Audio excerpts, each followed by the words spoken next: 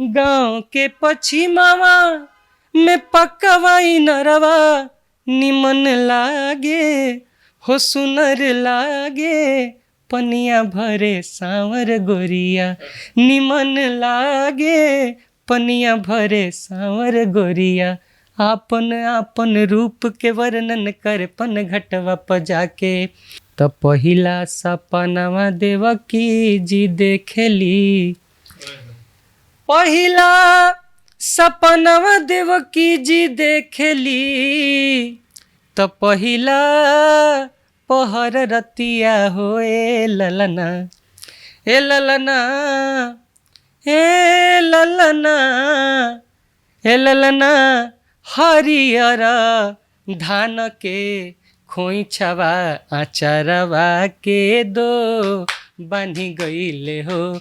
Audience कैसी भी रहे, सोई रहे, बैठी रहे, जगती रहे, जैसे भी रहे, उनसे उसको मतलब नहीं है। जब वो गाना शुरू करते थे ना तो लोग उनको सुनेंगे और ये लोगों की मजबूरी होती थी।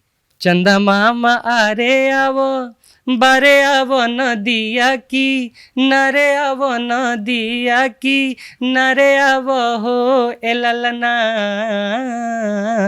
ललना आवो ना तू हमरे आंगनवा की बबुआ मोरा खेली है नू हो जुग जुग जिया सुललनवा भवनवा के भाग जागल हो ए ललना लाल हुई है कुलवा के दीपक मनवा में आस लागल हो।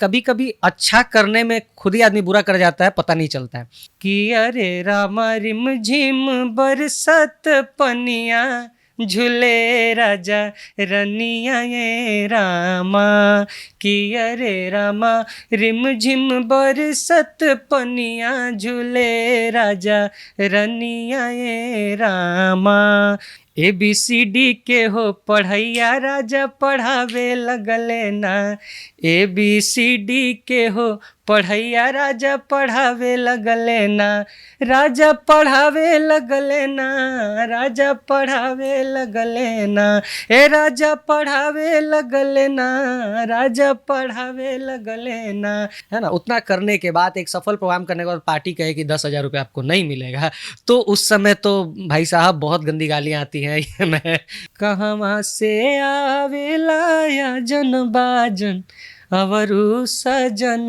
लोग हो कहवा से आवे ले महादेव मुट्ठी में लवंग ले हो।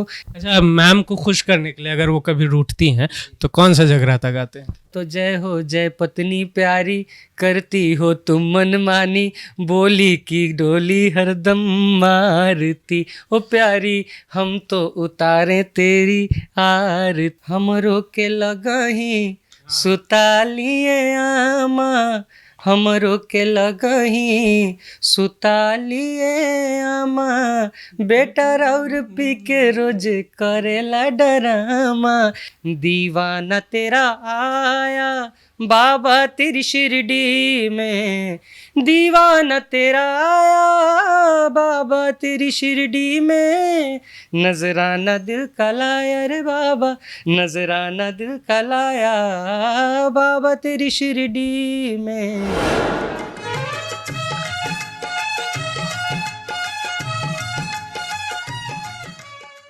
जब अपनी संस्कृति के साथ आधुनिकता का तड़का लगता है तो उसकी बात ही अलग होती है। नमस्कार, मैं चंद्रा और आप देख रहे हैं द फुल वॉल्यूम। आज हमारे साथ एक ऐसे ही शख्सियत मौजूद हैं जो अपनी संस्कृति को बचाकर आधुनिकता के दौर में आगे की ओर बढ़ रहे हैं और बखूब गाना गा रहे हैं। इनके बारे में हम आगे खूब बातें करेंगे, इनसे ही बातें करेंगे, लेकिन उससे पहले इनके आवाज़ में एक मीठा सा सुरीला सा गाना सुनते हैं, उसके बाद इनसे बातें करेंगे। नमस्कार, मैं धीरज पांडे और बहुत बहुत आभार द फुल वॉल्यूम का कि आप लोगों ने इस काबिल समझा कि अपने चैनल पे हमें बुलाया। आइए शुरुआत करते हैं। तो कोई भी शुरू करें तो उससे पहले हम लोग गणेश जी का ध्यान रखते हैं। तो मैं गणेश वंदना से शुरुआत करता हूँ, उसके बाद फिर मेरे गणपत का लगा दरबार मेरे गणपत का लगा दरबार, भक्तों तुम आई जाना। मेरे गणपत का लगा दरबार, भक्तों तुम आई जाना। आई जाना, आई जाना, आई जाना, आई जाना। मेरे बाबा का लगा दरबार, भक्तों तुम आई जाना। और आना तो खाली हाथ मत आना, आना तो आना गंगा जल लाना। आना तो आना गंगा जल लाना। मेरे गणपत कि मेरे गणपत करेंगे स्नान, भक्तों तुम आई जाना। मेरे गणपत का लगा दरबार, भक्तों तुम आई जाना। क्या बात है, कितनी खूब आपकी आवाज़ है। तो जैसा कि आप लोग जान गए कि इनका नाम धीरज पांडे है, तो आज हम धीरज पांडे जी से बहुत सारी बातें करेंगे। लेकिन सबसे पहली बात धीरज जी आपसे ये करनी है कि जैसे कि मुझे जानकारी हुई है, जाहिर सी बात है आप ही से हुई है, कि आप शादीशुदा हैं, लगते नहीं है, इसका क्या राज है? जी ऐसा इसलिए है चूँकि अब आप कह लीजिए, मेंटेन कह लीजिए, चूँकि हम लोग शुरू से कार्यक्रम करते हैं, और कार्यक्रम करते हैं तो हमारा जो शेड्यूल होता है वो काफ़ी उल्टा सीधा होता है। हम लोग समय से ना खा पाते हैं ना सो पाते हैं, तो इसका दो इफेक्ट होता है ना, हार्मोनल इफेक्ट दो होता है। या तो हम जैसे हैं वैसे रह जाएं, और या तो चेंज हो गए तो थोड़े थायराइड वगैरह हो गए तो मोटे हो गए। तो खैर हमारा शेड्यूल थोड़ा सा उल्टा सीधा रहता है, हम लोग थोड़ा खाने पीने पे कम ध्यान देते हैं। अगर रात का कार्यक्रम हुआ तो वैसे ही कार्यक्रम में रह गए, फिर दिन का जर्नी है, सफ़र है, तो बस एक तरह से मेंटेन ही कह लीजिए। काम ने मेंटेन करके रखा है, इसका कोई स्पेशल डाइट नहीं। जी जी बिल्कुल, ये काम नहीं मेंटेन करके रखा है, और अपने काम को बस धन्यवाद देते कैसे मेंटेन रखे, ताकि जो भी ये सब अभी चल रहा है, ये महामारी जितने भी चीज़ देख रहे हैं, इसमें हम लोग काफ़ी कंफर्टेबल है भाई। तो इसके लिए मैं अपने वर्क का धन्यवाद करता हूँ। अच्छा, एक बात बताइए, आप इतने सारे जगराता करते होंगे, प्रोग्राम करते होंगे, स्टेज शो करते होंगे, वो कभी कभी होता है ना, धीरज आई लव यू, ऐसा कभी सीन है? नहीं, ऐसा कभी आया नहीं है, लेकिन हाँ कभी कभी बैक स्टेजेस ऐसे होते हैं, लेकिन हम लोग फोकस नहीं करते, चूँकि अब ऑडियंस है भाई इतना प्यार करती है, तो वो तो लाजमी है। तो कभी कभी बैक स्टेजेस होते हैं तो हम लोग उतना केयर नहीं करते, हम लोग तो भाई काम करने जाते हैं, और ऑडियंस हमारे लिए भगवान के स्वरूप है, वो है तो हम हैं, और उनका रिस्पेक्ट करना काम है। तो ऑडियंस काफ़ी प्यार देती है, और आई लव यू तो बस जिसको प्यार किया जाता है वही कहता है भाई। वैसे भी स्क्रीन पे थोड़े ना बोलेंगे, घर पे जाकर पिटना थोड़े ना नहीं नहीं, ऐसी बात नहीं है, जो सामने है वही स्क्रीन पे है। होता है काफ़ी ऑडियंस, लड़के भी बोलते हैं धीरज भाई लव यू, और लड़कियां हैं तो साथ में भाई लगाते हैं। हाँ हाँ बिल्कुल बिल्कुल बिल्कुल। लड़कियां तो भाई नहीं लगाती। नहीं नहीं, अब वो जो भी बोले, लेकिन हमारे लिए तो भाई श्रोता है, तो हम लोग तो श्रोता के हैसियत से उनको हमेशा पूजेंगे। अब आई लव यू का बाकी क्या मीनिंग निकलता है सर, वो तो इसको हम लोग क्या डिस्क्राइब करें। चलिए, हम आपका अपने सफ़र के बारे में कुछ बताएं, कैसे शुरू कैसे हुआ? जी देखिए, गायकी का शौक़ बचपन से था, और मैं बचपन से तोतला जब था तब से मैं गाता था। मुझे मेरे मामा घर में बड़ा प्यार मिलता था मेरी गायकी से। बचपन में बच्चे गाते हैं तो मैं भी गाता था। पढ़ाई लिखाई होता गया अपना कंटिन्यू, जैसे लाइफ चलता है हर इंसान का, मेरा भी चला। ऑडिशंस का जो सेशन होता था, जैसे इंडियन आइडल हुआ या सारेगामापा हुआ, तो मैं 2004 में मैंने मैट्रिक कंप्लीट किया था, अपना 10th कंप्लीट किया था, और 2005-06 से मैं ऑडिशंस में जाता था, कलकत्ता जाता था, ऐसी जनरल बोगी में बैठ के चला जाता था, कहीं कोई प्लान नहीं होता था। ऑडिशन डेट देखा, वेन्यू देखा, मैं निकल गया। लेकिन 2008 में महुआ सुर संग्राम पहला आया था, भोजपुरी का पहला रियलिटी शो, तो पटना में भी ऑडिशन हुआ, मैंने ऑडिशन दिया, तो पटना में मैं फ़र्स्ट लेवल कंप्लीट किया मैंने, और फर्स्ट लेवल में ही सेलेक्ट हुआ, सेकंड लेवल में मैं सेलेक्ट नहीं हो पाया। फिर मैं यहाँ से गया भागलपुर, लोकल ट्रेन पकड़ के मैं भागलपुर गया, वहाँ से मेरा सिलेक्शन हुआ, और मेरा मुंबई के लिए मेगा ऑडिशन के लिए सिलेक्शन हुआ। मुंबई गया, मुंबई में 2 राउंड होते थे रियलिटी शो में, तो 50 बिहार से और 50 यूपी से गए थे, जिसमें 2 राउंड था, फाइनल 25 और फाइनल 12, यानी 12 लोग बिहार से लिए जाने थे और 12 लोग यूपी से ऑन टीवी स्क्रीन के लिए, फाइनल 24। तो फाइनल 25 में मैं आया। उसके बाद वहाँ से मेरी जर्नी 25 से वहाँ ख़त्म हो गई, मैं वापस पटना आया। तो एक होता है ना एक माहौल, जब म्यूज़िकल माहौल, जब हम वहाँ पे गए हैं ना तो पूरा का पूरा माहौल म्यूज़िकल होता है, और वहाँ से आने के बाद फिर अदर माहौल में आप सूट नहीं कर पाते हैं। जैसे कोई इंजेक्शन अगर मेरे को लग गया है, उसका जब एंटीबॉडी काम कर रहा है तो दूसरा, वैसे भी जो संगीत का नशा होता है किसी और चीज में कहाँ होता उसके बाद आने के बाद मैंने अपने आप को अलोन फील किया। मुझे लगा कि नहीं यार, मुझे वही चाहिए। फिर से एक बार ऑडिशन हो जाता तो यार मैं फिर कुछ अच्छा करता है, ऐसा मेरे माइंड में। उसी दौरान मेरी मुलाकात एक इंसान से हुई जिसका नाम मैं बहुत अदब से लेता हूँ। उनको मेरे लाइफ में आप गुरु कह लीजिए, इंस्ट्रक्टर कह लीजिए, टीचर कह लीजिए, या मार्गदर्शक कह लीजिए, श्री विजय सोनी जी। उनसे मैं बड़ा इंस्पायर रहता था। उनका मैंने एक प्रोग्राम देखा था मेरे ही मोहल्ले में, और रात भर कड़ाके की ठंड में मैं पंडाल के बाहर कुहासे में, उस टाइम मैं उनका शो देख रहा था। उस टाइम मुझे ये बताया गया शायद बाहर से थे, बट वो हमारे पटना के ही हैं। तो उनसे मुलाकात हुई, तो बातों बातों में उनसे मैंने कहा भैया हमें भी ले चलिए, यार मेरा मन नहीं लगता इन सब कामों में, पढ़ाई लिखाई में, मैं भी गाना चाहता हूँ। एक दो बार मैंने कॉल किया, थर्ड कॉल उनका आया था, फ्री हो क्या, तो चलो उनके शो में मैं गया।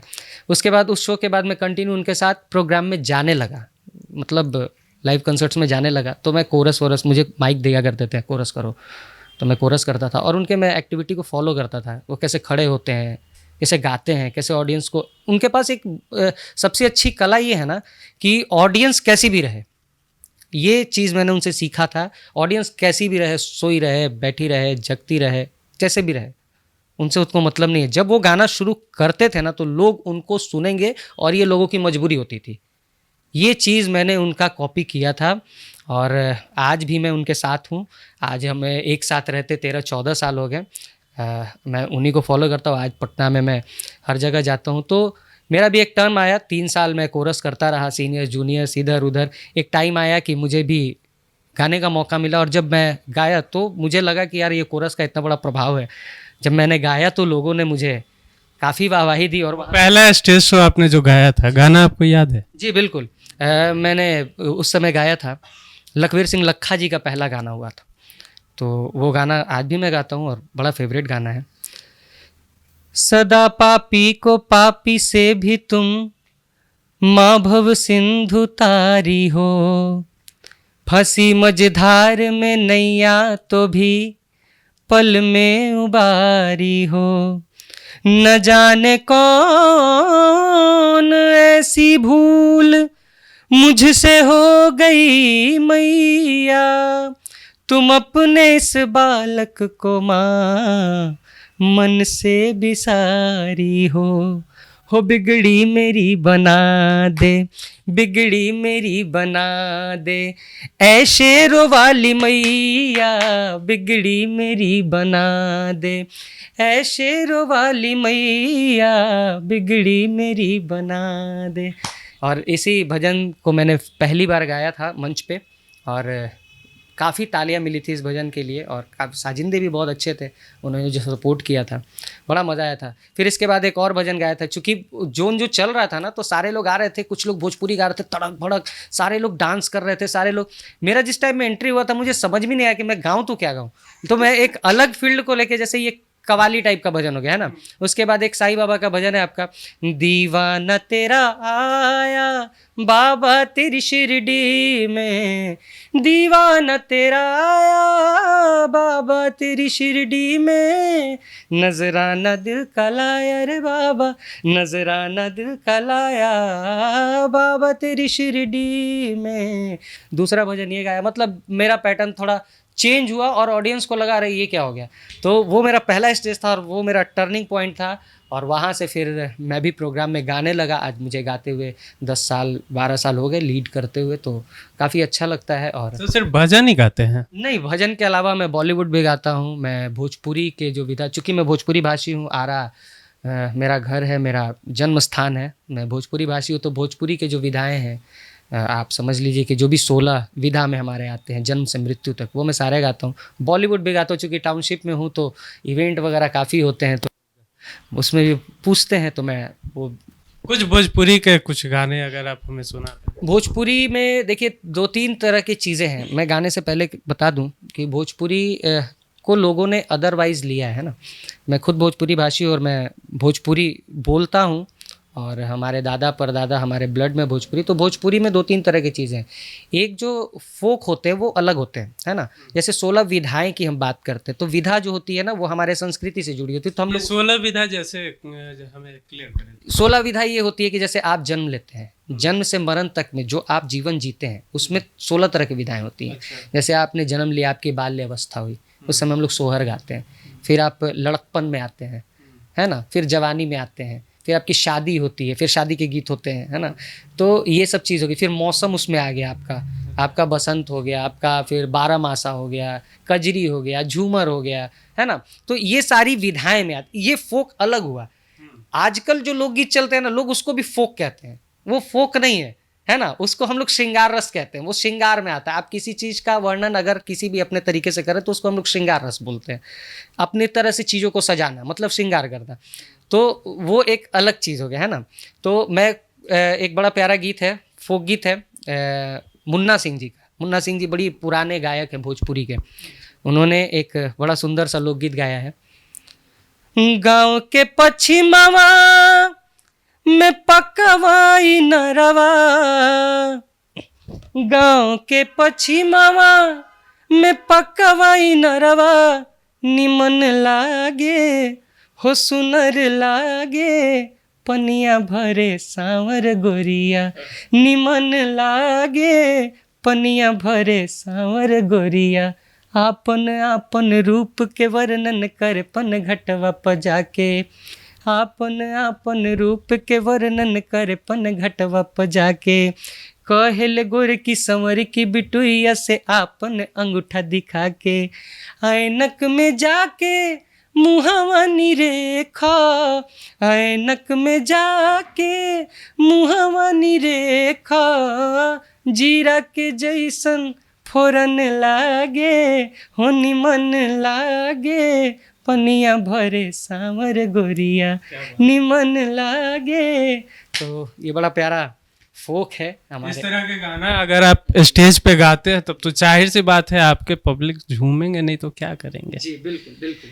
जब अच्छे सिंगर हमारे पास आते हैं ना तो हम लोगों का लालच थोड़ा सा बढ़ जाता है। हमारी दरख्वास्त होगी कि एक सोहर और एक जो कजरी या झूमर जो होता है जी। वो हमें सोहर में सुना रहा हूँ। सोहर में भी 3 प्रकार के सोहर होते हैं। हमारे आरा के सोहर है, भोजपुर के, एक छपरा के सोहर है और एक बलिया तरफ गाया जाता है ना। तो मैं छपरहिया सोहर सुनाता हूँ। भादो में कृष्ण जी का जन्म हुआ था, भादो मास कृष्ण जन्माष्टमी। तो छपरहिया छपरा में हम लोग सोहर जो गाते हैं कैसे गाते हैं। भादो के महीना खास भागवत पुराण कहे, दुअरा पर लागल रहे भारी पहरेदारिया, अष्टमी के योग रहे कंस के प्रकोप रहे, ई वासुदेव हेली गईले जमुना के भीतरिया, त पहिला सपनावा देवकी जी देखेली, पहिला सपनावा देवकी जी देखेली, त पहिला पहर रतिया हो ए ललना, ए ललना, ए ललना, ए ललना, हरियर धान के खोइछवा आचारवा के दो बानी गईले हो, ए ललना, हरियर धान के खोइछवा आचारवा के दो बानी गईले हो। ये हम लोग छपरा में गाते हैं। हम लोग जो आरा में गाते हैं वो सोहर का रूप अलग है।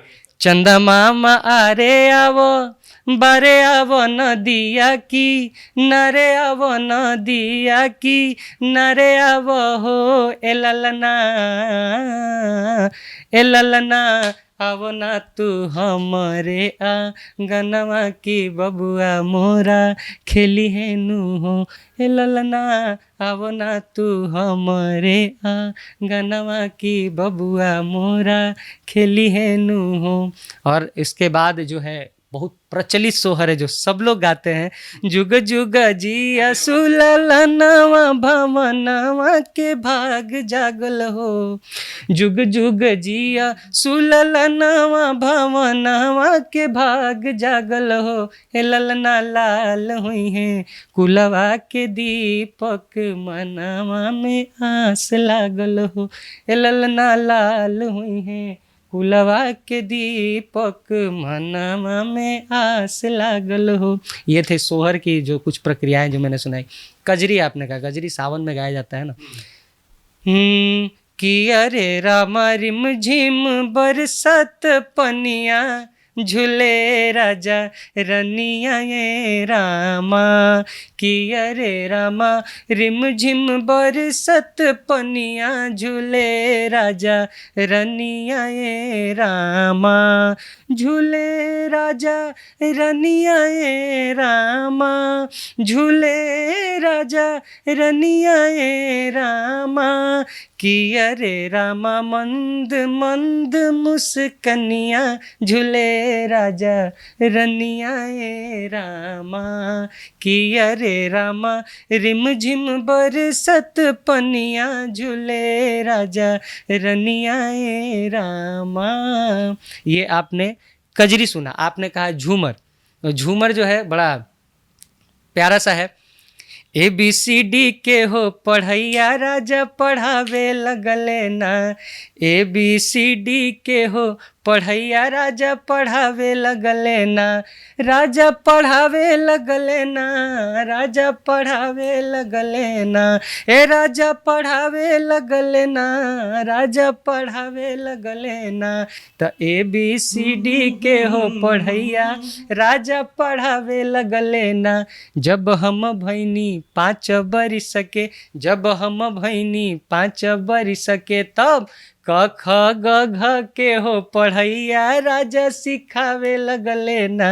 त ABCD के हो पढ़ैया राजा पढ़ावे लगले ना। इसको कहते हैं झूमर। क्या बात है। आप जैसे गाते हैं ना, आपकी जैसी आवाज़ है, जितनी मीठी आवाज़ है, खुद को कंट्रोल करना बहुत टफ होता है। मन करता है झूमने लगे। अभी आप जो लास्ट में गा रहे थे ABCD के पढ़ैया, मुझे वो दिन याद आ रहे थे। बचपन में हम लोग एक गाना सुना करते थे, झामलाल बुढ़वा पीटे कपार हमरा करम में जोरू नहीं। तो ये भी क्या इसी में आता है या कुछ और? ये श्रृंगार रस है। ये अजीत कुमार अकीला जी हम लोग के बीच नहीं रहे, हमारे बहुत प्यारे कलाकार थे, उन्हीं का गाया हुआ है।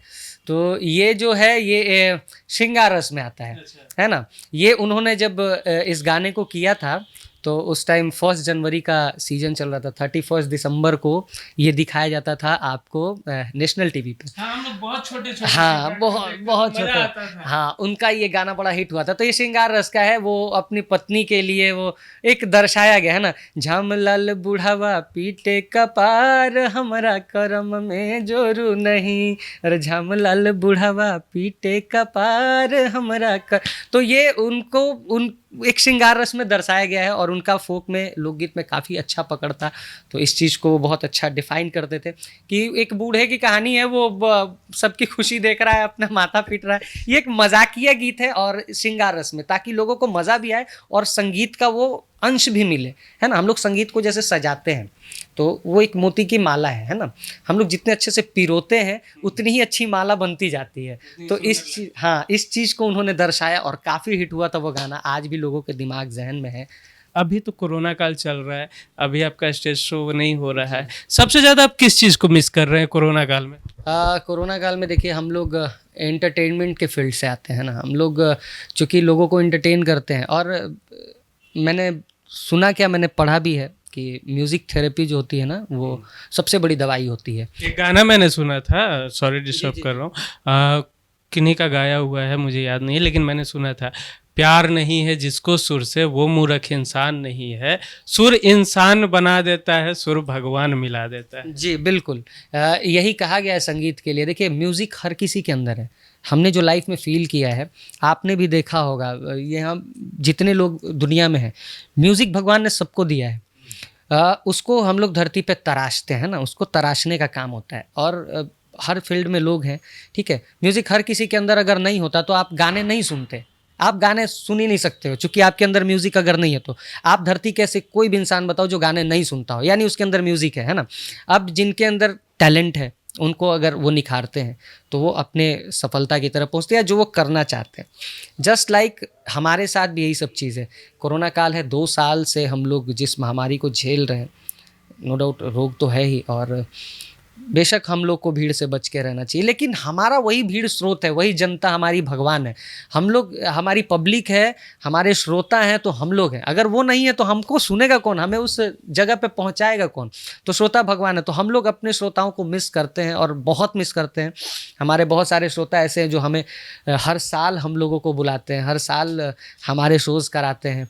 वो लोग भी 2 साल से कुछ नहीं कर पा रहे हैं। फ़ोन पे भी बात होती है तो वो कहते हैं सर ऐसे बातें हैं, हम लोग चाहते हैं लेकिन प्रशासन ऑर्डर नहीं देती है।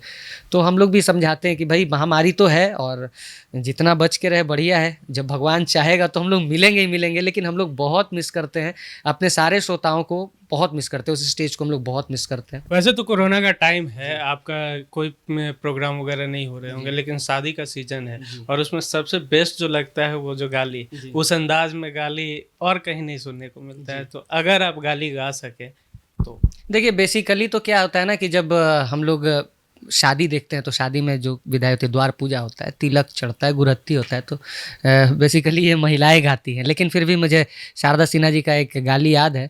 गाली तो मैं भी बहुत गाता हूँ, लेकिन मेरा वो पार्ट नहीं है, क्योंकि अगर हम लोग गाली देंगे ना तो थोड़ा सा अच्छा, सिर्फ गाते हैं या देते? गाते तो नहीं है, देते भी? नहीं देते नहीं है। हम लोग अगर गाएं तो उसको कहीं कोई उल्टा न ले, तो ये महिलाओं का पार्ट है। लेकिन फिर भी शारदा सिन्हा जी का एक गाली गीत है, बड़ा बढ़िया है।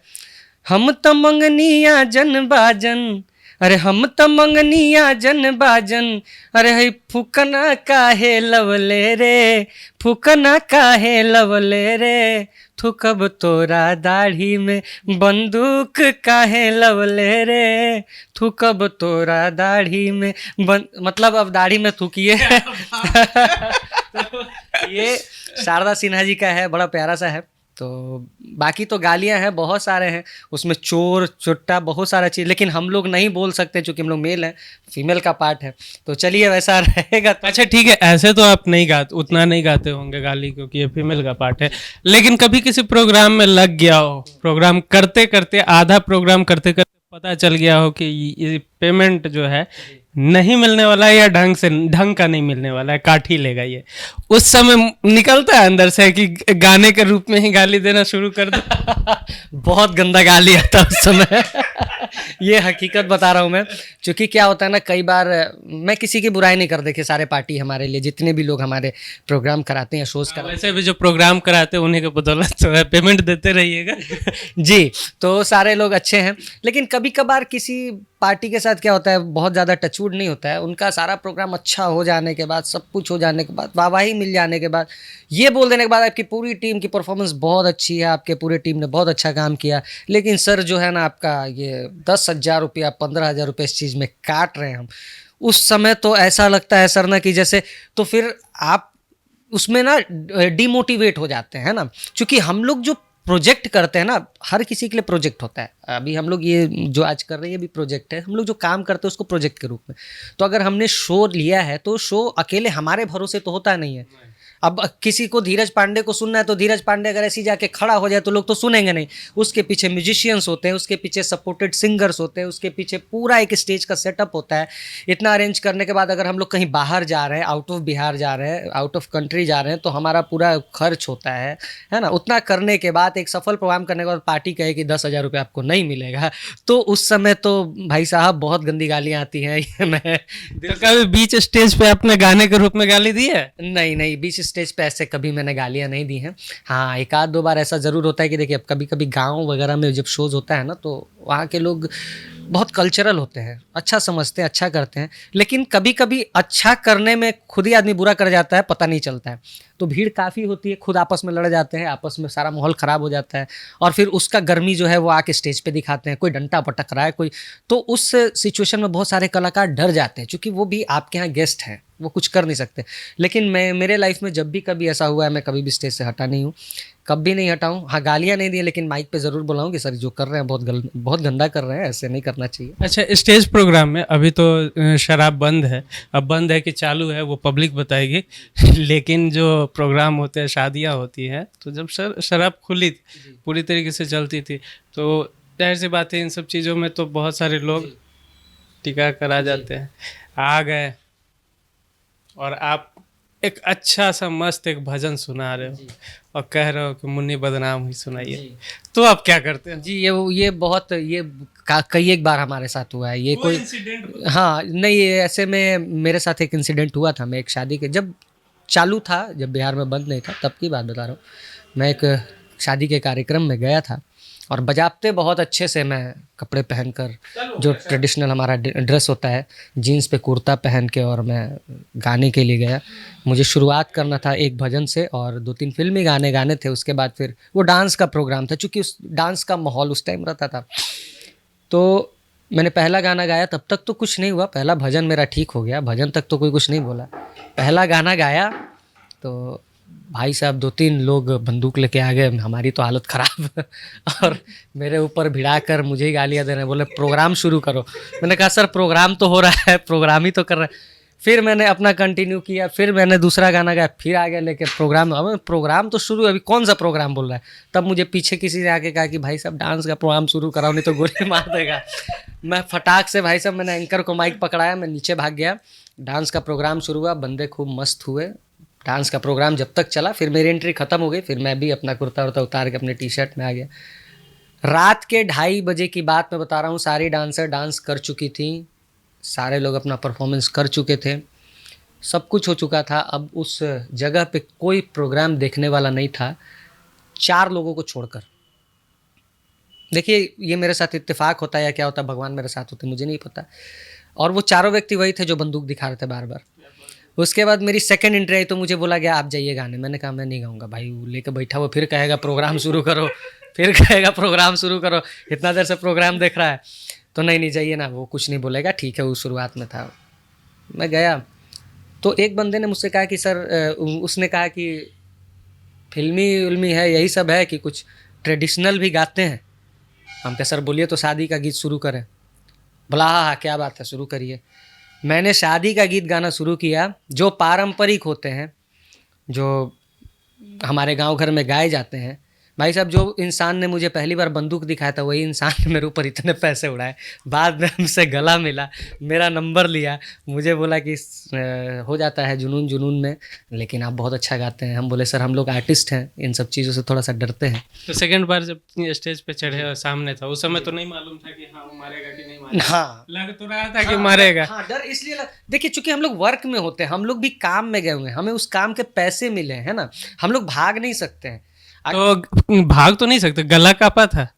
गला, हाँ, वो तो कांपेगा ना सर। अब कोई 2-2 4-4 लेके वो कब चल। आजकल आप हाथ से देख रहे होंगे कलाकारों के साथ। आप लोग तो मीडिया से हैं सर, आप लोग तो चारों तरफ हैं। अभी गोलू राजा रिसेंट में, हमारे छोटे भाई हैं, वो उनके साथ अभी हुआ हादसा, 2 गोली उनको लगी। फिर डांसर के साथ हुआ है ऑन स्टेज। तो हमारे साथ भी बहुत बार ऐसे होते हैं, लेकिन हम लोग तो डरेंगे ही ना उस जगह पे। अब कर भी क्या सकते हैं उस जगह। तो उनको कौन सा गाना आप सुनाए थे? क्योंकि उस समय गाना याद आता है, जान बचाओ यार, गला हालत सूखने लगता है। नहीं, देखिए, कब आदमी क्या होता है ना कि कंफर्टेबल हो जाता है, कंफर्टेबिलिटी के हिसाब से। जैसे मैं भी, हम लोग का भी काम क्या होता है ना कि जब आपको फर्स्ट टाइम कुछ चीज़ हुआ, तो हम लोग जब स्टेज से उतरते हैं ना, तो रियलाइज़ करते हैं, विजुअलाइज करते हैं ना कि आखिर वो क्या सुन रहा है, क्या देखना चाह रहा है, आखिर उसके मन में चल क्या रहा है, आखिर उसके अनुसार हो रहा है कि नहीं।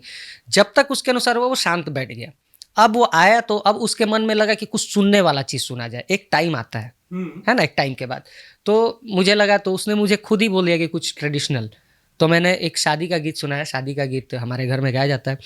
कहवा से आवेला या जन बाजन, अवरु सजन लोग हो, कहवा से आवे ले महादेव, मुट्ठी में लवंग ले ले हो। इस टाइप से मैंने 2-3 शादी के गीत सुनाए। उसके बाद एक खेसारी लाल का बड़ी बढ़िया गाना है, ठीक है, वो दारू पे ही है, तो उस पे बड़ा हिट गाना है, मैं सुनाऊंगा तो आपको मज़ा आएगा। तो वो लोग बैठे हुए थे और मुझे मोमेंट है, तो हम लोग भी मोमेंट खोजते रहते हैं ना। अब जैसे कोई भी पार्टी हमारे सामने होती है, मैं देख रहा हूँ कि उसका इंटरेस्ट इस चीज़ में है ना, तो हम लोग उस पर थोड़ा सा तुक्का मार देते हैं, उसका कभी कभी नाम ले लेते हैं, तो खुश हो जाता है, क्योंकि हमको पैसे निकालने होते हैं। नहीं उसका नाम लेंगे तो पैसा भी नहीं देगा। तो खेसारी लाल का एक बड़ा बढ़िया गाना था, हमरो के लगही सुतालिए आमा, हमरो के लगही सुतालिए आमा, बेटा और पी के रोज करेला डरामा। इस तरह के जो 2-4 मैंने गाए तो वो खुश हो गया, और खुश होने के बाद इनाम दिया। लेकिन मैंने उसको जाते जाते कहा कि सर हम लोग आर्टिस्ट हैं, थोड़ा सा ये सब दूर रखा करिए, हम लोग को थोड़ा डर लगता है। तो हम लोग पोलाइट रहते हैं, आर्टिस्ट के नाते पोलाइट रहना पड़ता है। जगह जगह तरह तरह के लोगों से मुलाकात होती है, कितना उलझिएगा। अच्छा, आपके जो परफॉर्मेंस होते हैं, ये जो गाने निकलते हैं, मैम कितना देखती है? हमारी मिसेज देखती है, चूँकि हमारी मिसेज जॉब में है, तो लिटरली उसके पास ज़्यादा टाइम होता नहीं है, तो गाने सुनती है। अब कोई नया गाना वैसे यूट्यूब पे आया तो सर्च करती है, देखती है। मैं बोलता हूँ कि शेयर कर दो तो शेयर करती है, नहीं तो शेयर भी नहीं करती मेरा गाना। क्योंकि जब आदमी उनको अच्छा लगता है कि नहीं? हाँ अच्छा लगता है, क्योंकि उनको मेरी, जब हमारी शादी होने वाली थी, हमारे शादी से पहले जब हमारा प्रोफाइल उनके पास गया था, क्योंकि देखिए जनरली आज के समाज में क्या होता है ना, हम लोग सिंगर्स हैं और चूँकि पांडे हैं तो लोगों को लगता है कि चलो भाई ब्राह्मण है और पढ़ाई लिखाई थोड़ा लड़का ऐसे सेट हो, लेकिन हम लोग तो भाई सिंगर हैं। तो हमारे समाज में जैसे हम लोग भोजपुरी में अगर बात करें तो नचनिया गवैया कहा जाता है, इसमें झूठ की कोई बात नहीं। हाँ, तो कभी कभी गावता नचता गावत, तो ये जगराता वगैरह जो है ना, ये देखिए जगराता जो है ये पंजाब की चीज़ें हैं। जगराता हमारे बिहार ट्रेडिशन में नहीं आता, भजन हमारे हमारे भजन आता है ना, लोकगीत आता है, भजन आता है, लेकिन ये जो जगराता है ना, ये पंजाब के तरफ से, जो हम लोग जम्मू जाते हैं, जितनी भी आप कथाएं सुनेंगे वहाँ से, फिर हम लोग प्रचलित किए, फिर ये व्रत हुआ, फिर इस, और बहुत सारे लोगों को बहुत सारा फायदा हुआ, हम लोग ने देखा है। तो गांव घर में भी अभी भी नहीं समझ पाते, अभी भी हम लोग बहुत सारे गांव में जगराता करने जाते हैं, लेकिन उन लोगों को लगता है प्रोग्राम हो रहा है। हाँ। है ना, वो इस दृष्टि से नहीं देख पाते कि भजन कीर्तन क्या है। वो इस दृष्टि से देखते हैं ना कि भाई कलाकार कौन कौन है, तो के गो फीमेल है, तो के गो झांकी वाले को भी ना वो लोग डांसर की नज़र से, ये कमी है आज भी, चूंकि वो अभी इस चीज़ के बारे में नहीं जानते। तो मैं अपने बारे में बोल रहा हूँ कि हमारे गांव में भी है, तो ठीक है, लोग पढ़े लिखे हैं तो जितना जानते हैं उतना जानते हैं, लेकिन क्लोजली अगर मैं कर रहा हूँ तो हमारा भी प्रोफाइल जब गया था तो लोग जानते थे भाई सिंगर है, तो हमारी वाइफ सर्च किया करती थी वीडियोस, तो उनको अच्छा लगा। तो जब अच्छा लगा तो उन्होंने हाँ बोला है भाई, हमने हाँ बोला, उन्होंने हाँ बोला, जब दोनों की रजामंदी हुई तो भी शादी हुई। तो कभी ऐसा नहीं हुआ कि आप लोग दोनों हैं, मैडम कहें कि मेरा मूड ठीक नहीं है, गाना सुनाइए तब खाना बनाएंगे? नहीं, वो ऐसा गाना सुनाने बोलती है, वो हमेशा मेरे को एक चीज़ बोलती है, कभी कभी वो अरिजीत के गाने और कुछ गाने, तो एक चीज़ हमेशा बोलती है कि आप इस तरह के गाने क्यों नहीं गाते हैं। बोले यार गाता तो हूँ बॉलीवुड, नहीं ऐसे बॉलीवुड गाना ऐसे नहीं, इस तरह से, मतलब जो आज वेस्टर्न जो आजकल का कल्चर चल रहा है, मतलब भजन भी गाई तो इस तरह से। हम बोले देखो हमारे फील्ड में ऐसा नहीं। हाँ नहीं वो नहीं, जो एक अरिजीत सिंह कैसे गाते हैं। अच्छा। हाँ, अरिजीत सिंह का एक वॉइस फ्लेवर कैसे है, जिया जाए ना जाए ना, इस टाइप से। तो हम बोले अगर इस तरह से हम लोग अपने स्टेज पे गाएंगे, पब्लिक जूता मार के भगा देगा। क्योंकि हम लोग जो गाना गाते हैं शुरू में ही होता है कि भैया थोड़ा झुमावे वाला। हम लोग वी आर इंटरटेनर्स। हम लोग देखिए अपने आप को डिफाइन कहाँ करते हैं, हम लोग डिफाइन करते हैं कि बहुत लोग कहते हैं I am a singer, but मैं कहता हूँ I am not a singer, we are a entertainers. Party अगर हमको बुला रही है ना, तो अपनी जनता को इंटरटेन करने के लिए हमारा काम होता है उनको इंटरटेन करना। वो हमारे भजन सुन के और हमें प्यार करती है, सिंपल। सिंगर्स का मतलब क्या होता है, जो गुणी है, जो जानते हैं, जो संगीतज्ञ है, उनको लोग सुनने जाते हैं, उनको एंटरटेन करने नहीं जाते। अगर आप पटना में हैं, आप कृष्ण मेमोरियल में जाते हैं, अगर गुलाम अली खान साहब को बुला दिया जाए तो आप उनको सुनने जाएंगे, आप उनके लिए इंटरटेन होने नहीं जाएंगे कि मैं उनको सुन के इंटरटेन हो। गुलाम अली खान साहब से याद आया, मैं रांची में था और पंकज उदास जी आए हुए थे, हम ही लोग को इवेंट करना था उनका, तो मैनेज, तो वो आकर एकदम आराम से बैठे जी, अपना सुर शुरू किया। तो एक कोई थे, मतलब गणमान्य लोग व्यक्ति थे, लेकिन उनका एक लड़का था, तो वो जाकर उनको कह रहा क्या सर आप भी गा रहे हैं, कोई अच्छा सा ये लॉलीपॉप वगैरह गाइए। पंकज उदास जी इतना शालीनता से मुस्कुराए और कहे बेटा मैं सीख कर आऊँगा। हाँ, तो ये होता है जनरली, क्या होता है ना कि हर संगीत की एक अपनी परिभाषा है। संगीत सिर्फ 3 शब्दों का एक शब्द नहीं है, संगीत में पूरा समंदर है ना? सारे ब्रह्मांड है, समझने की चीज़ है। संगीत का अपना पैरामीटर है। हम लोग जो गा रहे हैं, हम लोग अपने आप को जो डिफ़ाइन करते हैं कि मैं खुद, मेरे अंदर जो चीज़ है तो मैं प्रोफ़ेशनली इस काम को करता हूँ, मैं गाता हूँ, उससे 2 रुपए आते हैं। आप प्रोफेशनली कर रहे हैं, ठीक है, लेकिन स्टेज पे आप लोगों को एंटरटेन कर रहे हैं। जैसे आपने बोला कि डांसर कितने हैं लोग देखते हैं, आप डांसर के साथ कर रहे हैं, डुएट कर रहे हैं किसी के साथ, तो होता है कभी थोड़ी सी मस्ती हो गई स्टेज पे, तो वो तो जाहिर सी बात है होती है। तो मैडम कभी नहीं कहती हैं थोड़ा ज़्यादा नहीं हो गया?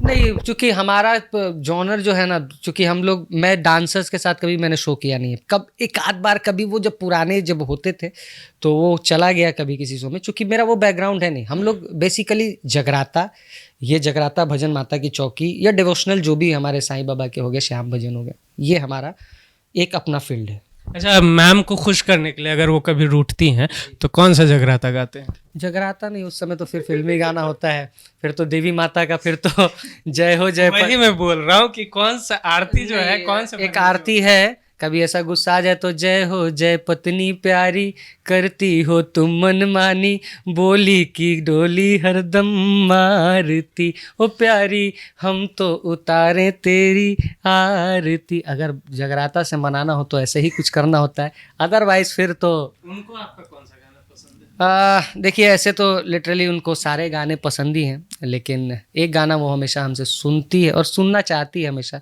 तो मैं भी गाता हूँ, मेरा भी फेवरेट गाना है और मैं गुनगुनाते भी रहता हूँ जब भी मैं कभी इधर उधर मगन रहता हूँ। तो रफ़ी साहब का एक बड़ा प्यारा गाना है ये दिल तुम बिन कहीं लगता नहीं, हम क्या करें, ये दिल तुम बिन कहीं लगता नहीं, हम क्या करें, तुम ही कह दो अब ए जाने जहाँ, हम क्या करें, तस्वुर में कोई बसता नहीं, हम क्या करें। तो ये मैं गुनगुनाते रहता हूँ और बस इस गाने से क्या होता है ना, मेरा भी मूड बना रहता है और दिल तुम बिन लगता नहीं का मतलब। हमसे बात करने के लिए बहुत बहुत धन्यवाद आपका। चलते चलते मैं बस यही चाहूँगा कि इस आज के इंटरव्यू का अंत, आपका वो जो पहला गाना रिकॉर्ड हुआ था यूट्यूब के लिए, जो आपने सबसे पहला रिकॉर्ड किया था गाना, वो गाना चलते चलते ख़त्म किया जाए। मैंने बताया निमिये पल्लो भालू माँ, ये मेरा पहला एल्बम था जो चंदा कैसेट पे, और मैं फिर से बोल रहा हूँ, मैंने और अमृता सिन्हा जी ने दोनों इस कैसेट में हम लोगों ने किया था।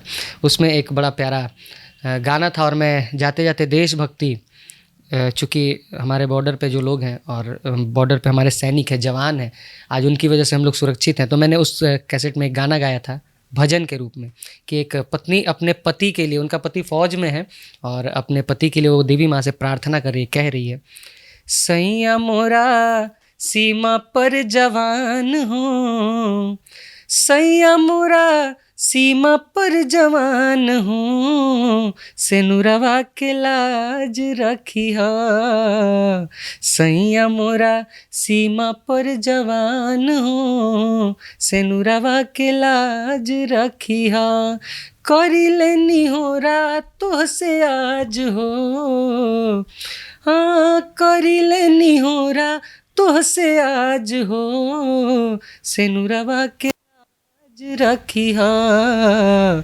सैया मोरा सीमा पर जवान हो, सेनुरवा के लाज रखी हाँ। Thank you so much. आज हमारे साथ मौजूद थे धीरज पांडे जी। अगर आपको हमारा वीडियो पसंद आया तो पता है क्या करना है। अगर इससे भी ज़्यादा कुछ जानना है तो हमारे वेबसाइट पे जाए, वहाँ आपको वीडियो और कंटेंट दोनों एक साथ मिल जाएंगे। धन्यवाद।